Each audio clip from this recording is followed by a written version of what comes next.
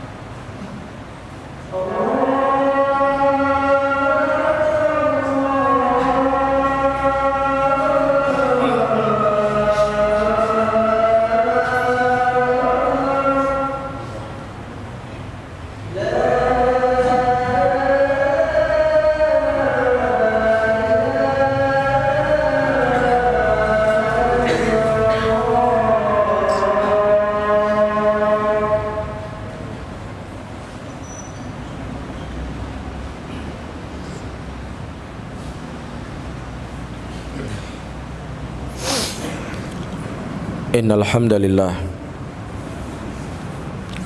nahmaduhu ta'ala wa nasta'inuhu wa nastaghfiruh wa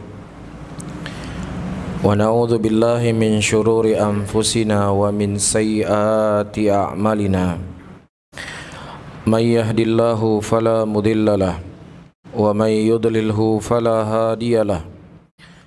Asyhadu an la ilaha illallah wahdahu la syarika lah إقرارا به وتوحيدا وأشهد أن محمدا عبده ورسوله. يقول الله تعالى في كتابه الكريم يا أيها الذين آمنوا اتقوا الله حق تقاته ولا تموتن إلا وأنتم مسلمون. يا أيها الناس اتقوا ربكم الذي خلقكم من نفس واحدة وخلق منها زوجها وبث منهما رجالا كثيرا ونساء واتقوا الله الذي تساءلون به والأرحام إن الله كان عليكم رقيبا.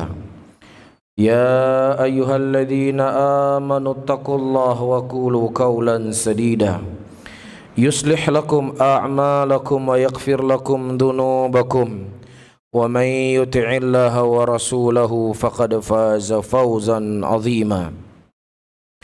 فإن أصدق الحديث كتاب الله وخير الهدي هدي محمد صلى الله عليه وسلم وشر الأمور محدثاتها فإن كل محدثة بدعة وكل بدعة ضلالة وكل ضلالة في النار أعاذنا الله وإياكم عن النار. Saudara-saudaraku kaum muslimin, jamaah Jumat yang dimuliakan oleh Allah Rabbul Alamin, Al-Imam Ibnu Majah rahimahullah menyebutkan sebuah hadis yang datang dari Abu Sa'id Al-Khudri radhiyallahu taala anhu, yang hadisnya dihasankan oleh Syekh Al-Albani rahimahullahu taala. Kharaja alaina Rasulullah sallallahu alaihi wasallam wa nahnu natadzakkar al-masih ad-dajjal. Keluar satu hari Rasulullah sallallahu alaihi wasallam, dan ketika itu kami sedang berdiskusi tentang fitnatud dajjal yang menimpa manusia. Kemudian Rasulullah sallallahu alaihi wasallam berkata, "Ala ukhbirukum, maukah ku khabarkan kepada kalian bima akhwafu alaikum indi min masihid dajjal, sesuatu yang paling aku takutkan menimpa kalian yang lebih dahsyat daripada fitnah Masih Dajjal." Kita ketahui bahwasanya Dajjal itu belum muncul hari ini. Bahkan Rasulullah SAW telah meninggal ribuan tahun yang lalu. Dajjal juga belum muncul hari ini. Bahkan disebutkan dalam sebuah hadis yang diriwayatkan oleh Imam Bukhari dan Imam Muslim dalam sahih keduanya, dari hadis Anas bin Malik radhiyallahu taala anhu, Nabi sallallahu alaihi wasallam mengatakan, "Ma min nabiyyin illa anzara ummatahu ar-rajul kadzdzab." Tidaklah seorang nabi pun kecuali dia telah mengingatkan kepada umatnya akan bahayanya laki-laki pendusta ini, yaitu Dajjal. Ya, kita tahu Dajjal datang akhir zaman, ya, dia akan mengaku dirinya sebagai Tuhan. Ketika suatu daerah yang tidak ada air, dia bisa akan mendatangkan air. Seorang laki-laki yang dia bunuh kemudian dia hidupkan kembali. Di tengah rasa takutnya manusia kepada Dajjal, kemudian Dajjal akan mendatangkan seorang laki-laki yang mirip dengan ayah kita, atau seorang wanita yang mirip dengan ibu kita, yang kemudian dia berkata, "Wahai anakku, inilah Tuhanmu, sembahlah dia." Begitulah ngerinya fitnah Dajjal. Begitulah dahsyatnya fitnah Dajjal, sehingga banyak di antara manusia nanti kelak di akhir zaman mereka akan mengikuti Dajjal. Jangankan Dajjal yang sungguhan, para hadirin yang dimuliakan oleh Allah, Dajjal-Dajjal imut, Dajjal-Dajjal kecil hari ini, para dukun, para tukang sihir, tukang santet telah menipu banyak manusia. Padahal mereka cuma ada omongan-omong kosong, tipu daya yang mereka melakukan di tengah-tengah muslimin. Tapi kita lihat tawakalnya muslimin begitu besar kepada Dajjal, kepada dukun-dukun tersebut. Nah, bagaimana lagi kalau seandainya Dajjal yang asli datang kepada kita? Bahkan Rasulullah SAW menjadikan doa, meminta perlindungan dari 4 perkara. Di antaranya perlindungan dari Dajjal, disebutkan oleh sebagian para ulama adalah sebuah kewajiban yang harus dibaca oleh setiap muslim dan setiap muslimah dalam salatnya, menunjukkan besarnya fitnah Dajjal tersebut kepada kita. Tetapi subhanallah, para hadirin yang dimuliakan oleh Allah, ternyata di sana ada fitnah yang lebih dahsyat, yang lebih dikhawatirkan menimpa kita semuanya oleh Nabi kita Muhammad sallallahu alaihi wasallam. Fitnah apa itu? Rasulullah sallallahu alaihi wasallam menyebutkan asyirkul khafi, syirik kecil. Yakumur rajul yusalli fayuzainu salatahu, ada seorang laki-laki yang berdiri salat, ya, kemudian dia menghias-hiasi salatnya ketika ada seorang laki-laki yang lain yang melihatnya, yang tadinya bacaannya mungkin tidak bertajwid. Ketika dia melihat ada seseorang, dia mendengar ada langkah kaki seorang laki-laki, kemudian dia mulai membaca dengan tajwid. Yang tadinya dia niat hanya membaca ayat-ayat pendek, tapi kemudian dia melihat semakin seakan-akan semakin banyak jamaah di belakangnya, dia mulai membaca ayat yang panjang. Yang tadinya mungkin dia membaca ya dengan bacaan yang biasa, mulai dia menangis untuk mendapatkan sanjungan dan pujian manusia. Dan ini para hadirin yang dimuliakan oleh Allah, Tidak hanya ditakutkan, dikhawatirkan oleh Rasulullah sallallahu alaihi wasallam kepada manusia biasa seperti kita, kepada manusia yang kadang kita banyak berbuat dosa, berbuat maksiat, manusia yang masih sedikit ilmunya, tapi perkara ini dikhawatirkan, ditakutkan oleh Nabi sallallahu alaihi wasallam kepada Abu Bakar Siddiq, dikhawatirkan kepada Umar, kepada Uthman, kepada Ali. Demikian yang dikhabarkan oleh Nabi sallallahu alaihi wasallam dalam hadis yang lain, akhwafu ma akhafu alaikum asyirkul asghar. Sesuatu yang paling aku takutkan, yang paling kukhawatirkan kepada kalian adalah syirik kecil. Kalau seandainya Rasulullah sallallahu alaihi wasallam khawatir syirik kecil itu bisa menimpa Abu Bakar Siddiq radhiyallahu taala anhu, tidakkah kita merasa takut pada diri kita, para hadirin yang dimuliakan oleh Allah? Coba kita periksa dari bangun tidur sampai kita tidur lagi, dari ibadah yang kita lakukan, salat, membaca Al-Quran, berzikir kepada Allah, apakah ada di dalamnya unsur-unsur kesyirikan? Apakah kita tidak pernah bersedekah untuk mendapatkan pujian manusia?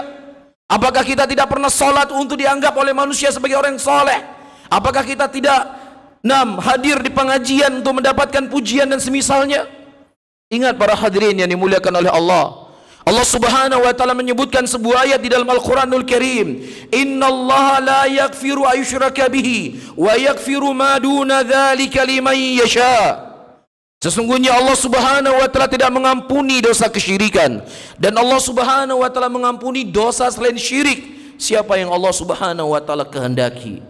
Syekh Muhammad bin Shalih Al-Utsaimin rahimahullahu ta'ala ketika menjelaskan ayat innallaha la yaghfiru ayyushraka bihi, di sini kalimat yushraka adalah kalimat fi'lun mudhari', yang mana fi'lun mudhari' ketika kemasukan huruf, ketika sebuah kalimat ada masdarnya dilalui oleh an-nafi an-nahi, ini menunjukkan adalah keumumannya. Maksudnya Allah subhanahu wa ta'ala tidak mengampuni seorang hamba yang dia berbuat syirik besar ataukah syirik kecil.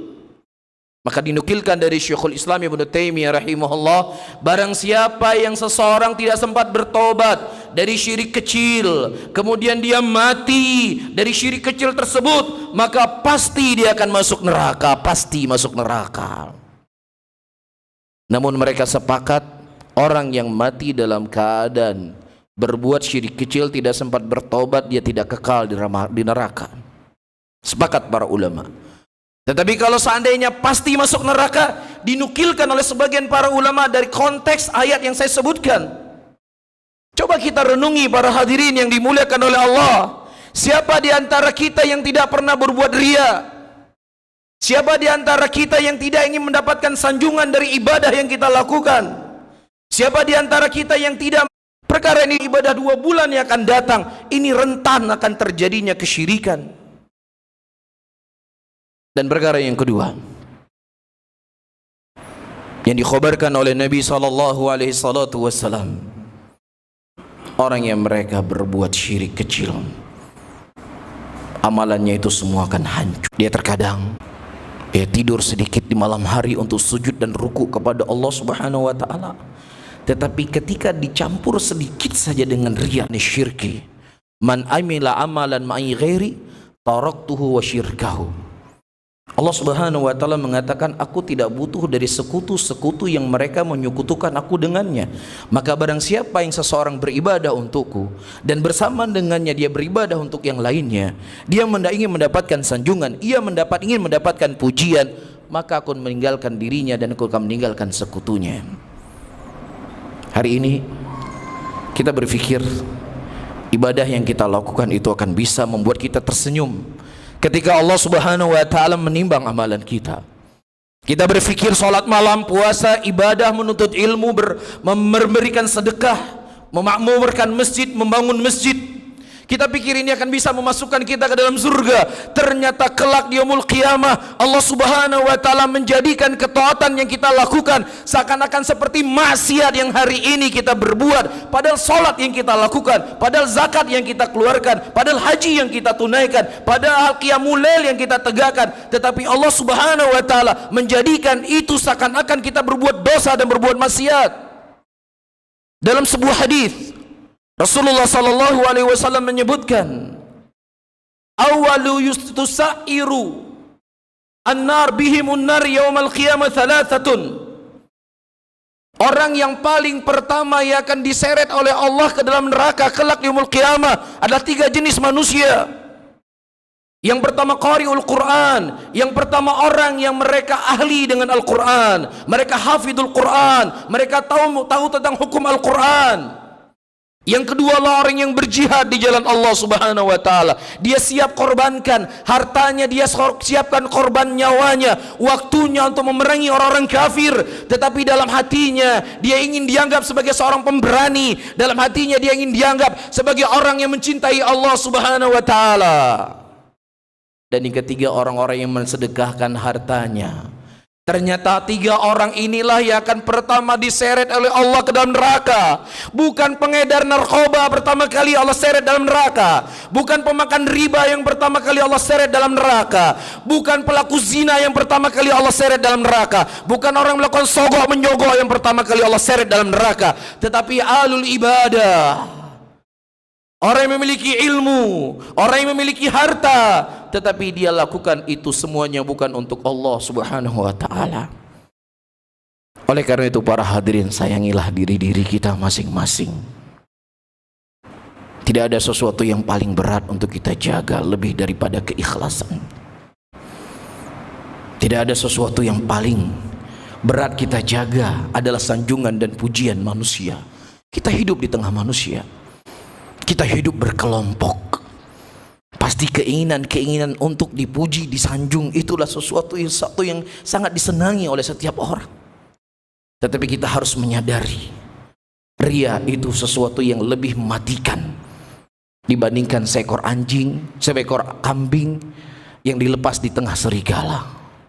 Rasulullah sallallahu alaihi wasallam menyebutkan dalam hadisnya, "Madhibani ja'iani ursila ala ghanamin bi afsada laha min hirsil mar ala malihi wala mali wa syarf lidinihi."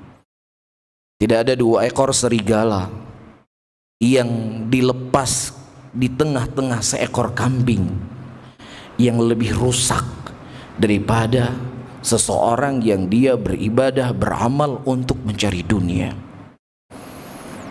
Oleh karena itu para hadirin, kita tidak perlu untuk melihat masalah A, masalah B, masalah C dulu. Kita tidak perlu melihat kesalahan A, kesalahan B, dan kesalahan C yang dibuat oleh seseorang dulu. Tapi kita harus menata hati kita, menata diri ini. Apakah kita telah memurnikan ibadah kita hanya untuk Allah Subhanahu wa taala ataukah tidak? Apakah kita beramal hari ini apakah untuk Allah ataukah untuk mendapatkan sanjungan dan pujian manusia? Kita harus menyadari sanjungan, pujian manusia itu semuanya tidak akan bermanfaat untuk kita. Jangankan kita berbicara manfaat untuk akhirat, manfaat di dunia saja kita tidak dapatkan kecuali hanya sekedar menenangkan hati kita. Nah, apakah pujian manusia hari ini bisa menghilangkan lapar kita? Apakah pujian hari ini bisa menghilangkan rasa haus kita? Apakah pujian hari ini bisa menembalkan dompet yang kita sedang kosong? Apakah pujian manusia hari ini bisa membuat kita mendapatkan pekerja di tengah kita menganggur dari pekerjaan? Tidak sama sekali. Tidak ada manfaatnya sama sekali kecuali hanya sekedar para hadirin yang dimuliakan oleh Allah menenangkan hati sesaat. Nah, kalau seandainya kita cerdas, kalau seandainya kita pintar para hadirin, kita tidak butuh dengan pujian manusia. Ya, dibandingkan dengan besarnya pahala yang akan Allah Subhanahu wa taala berikan kepada orang-orang yang mereka melakukan ikhlas kepada Allah Subhanahu wa taala. Tidakkah kita khawatir dan takut kepada Allah ketika kita berkata, ya Allah, saya telah menghabiskan harta saya ya Allah untukmu ya Allah. Ya Allah, saya telah menghabiskan waktu saya untuk beribadah kepadamu ya Allah. Saya telah menghilangkan nyawa saya untuk berjihad di jalanmu ya Allah. Hari ini kita bisa menipu manusia karena manisnya lisan kita, saya ikhlas, saya untuk Allah, tidak ada tujuan apapun kecuali untuk Allah. Kita bisa menipu manusia, tetapi kita tidak bisa menipu Allah. Allah akan berkata, Anda dusta. Dulunya Anda ingin mendapatkan like dari manusia, itu sudah Anda dapatkan. Dulunya Anda ingin mendapatkan share dari manusia, dan itu semuanya telah Anda dapatkan. Dan dulunya kalian ingin mendapatkan pujian dan sanjungan, dan seluruhnya itu sudah kalian dapatkan. Maka sudah tidak ada bagian kalian pada hari ini. Kalau seandainya kita merugi di dunia dan nyawa kita masih ada, kita bisa memperbaiki diri. Kita bisa beramal kembali, kita bisa bertobat. Tetapi masalahnya kelak di yaumul qiyamah tidak ada kesempatan untuk kita bertobat. Tidak ada kesempatan untuk kita menangisi dosa kita. Tidak ada kesempatan untuk kita beramal kembali. Oleh karena itu sering kita menghisap diri kita, para hadirin dan hadirat yang dimuliakan oleh Allah. Dan sesuatu yang paling penting untuk kita hisap, apakah ibadah saya selama ini untuk Allah ataukah untuk mendapatkan sanjungan dan pujian manusia. Barakallahu li wa lakum fil Qur'anil azim wa nafa'ani wa iyyakum bima fihi minal ayati wa dzikril hakim. Fataqabbalallahu minni wa minkum innahu sami'un alim.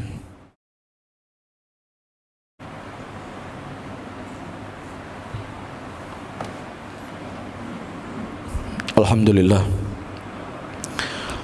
Alhamdulillah hamdan katsira thayyiban mubarakan fih. Mubarakan alaih. Kama yuhibbu rabbuna wa yarda. Wa usalli wa usallim ala nabiyyina al-karim Muhammadin wa ala alihi wa ashabihi wa man tabi'ahum bi ihsanin ila yaumiddin. Saudara-saudaraku kaum muslimin, jamaah Jumat yang dimuliakan oleh Allah Subhanahu wa taala. Di sana para ulama menyebutkan hal-hal yang akan bisa membuat seseorang itu terlepas daripada riya. Obat-obat yang akan membuat atau terbersihkan dari hati kita dari sanjungan dan pujian manusia. Pertama, kita harus lebih mengenal Allah Subhanahu wa taala. Ketika seorang hamba lebih mengenal Allah, dia akan tahu keagungan Allah, dia akan tahu kebesaran Allah, dia akan tahu kemuliaan Allah. Dia tahu bahwasanya Allah memiliki sifat-sifat yang sempurna, yang sifat itu tidak dimiliki oleh manusia. Kenapa hari ini kita lebih memilih pujian dan sanjungan manusia dibandingkan Allah Subhanahu wa taala? Karena hati kita terlalu mengagungkan manusia dan kita tidak mengenal Allah Rabbul Alamin. Dalam sebuah hadis Rasulullah sallallahu alaihi wasallam menyebutkan, antara bumi dengan langit pertama, bumi itu ibarat kelereng yang sangat kecil di tengah padang pasir yang sangat luas. Itu ukuran bumi yang begitu besar, yang kalau kita berjalan dari ujung bumi ke ujung bumi yang lain naik pesawat mungkin butuh waktu 1 hari 1 malam. Ternyata bumi yang begitu besar ini dibandingkan dengan langit yang pertama itu seperti sebutir kelereng di tengah padang pasir.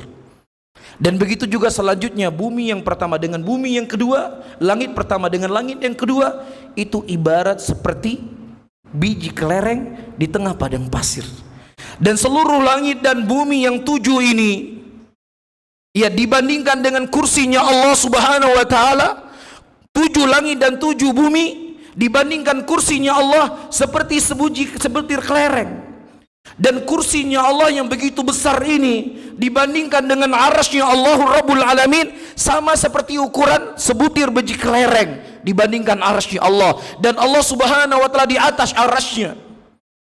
Dan juga disebutkan dalam Al-Quran, para hadirin yang dimuliakan oleh Allah, 7 langit dan 7 bumi ini yang begitu besar berada dalam genggaman Allah Subhanahu wa taala kelak di yaumul qiyamah. Allahu Akbar.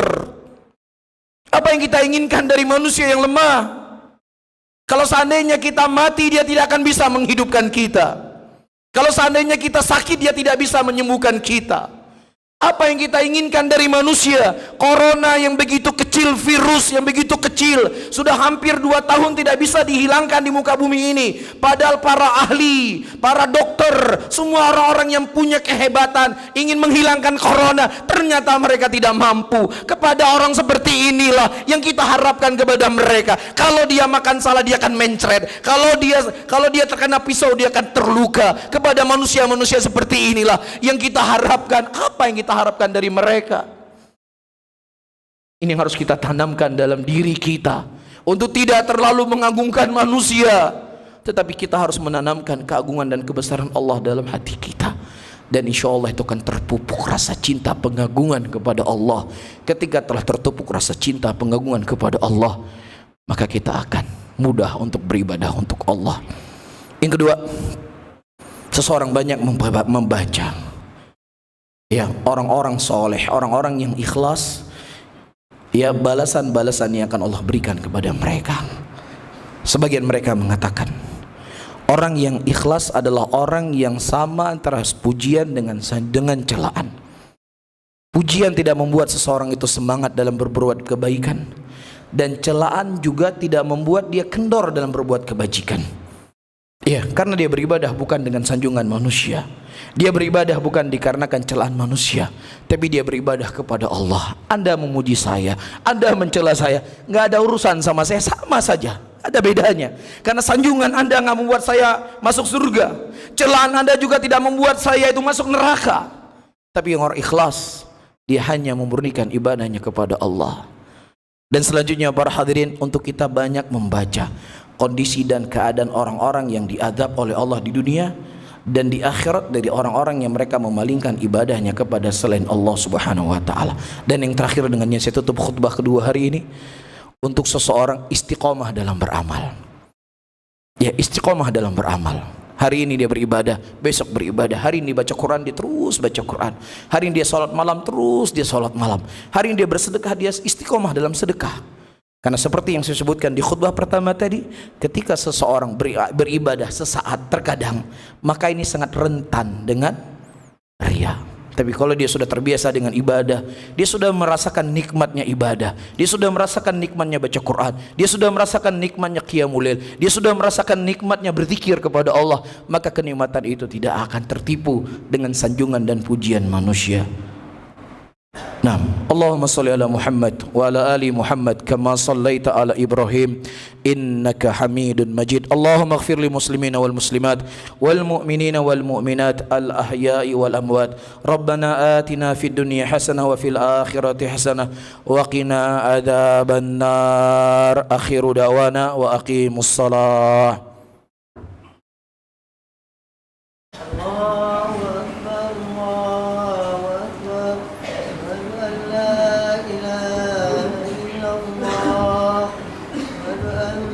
محمد رسول الله